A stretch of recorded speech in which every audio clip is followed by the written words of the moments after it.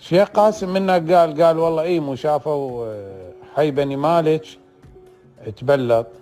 فانا رديت عليه قلت له الشيخ ماكو، يعني انا ما ادري اكو حي اسمه حي بني مالك بالقرنه. وثاني شيء يعني انا ادري السلف مال بني مالك، هسه مو اهانه بالعكس، هاي المفروض مفخره انه منك بالصريفه. هو الرجل هم قال بالعلوه وعدد بعد يمكن صيريكه او مصيريخه ما اعرف والله اسمها القريه. وظل انا نعدل قلت له اي ادري انه منك اكو بيت نايف بيك، هي المناطق المحيطه بها كل هذا سلف بني مالك مثلنا. ما هيك قلت هسه لو اريد هنا ما اقول مثلنا. هسه المقطع لا ندري واحد هو المصور ليش صور وشنو الغايه ما اعرف والله. مثلنا قلت له احنا هم جابنا. قلت له مش قلت له؟ قلت له جاب بني مالك على الولايه لاهل الولايه مثلنا احنا ناس من العجراويه بشط العرب.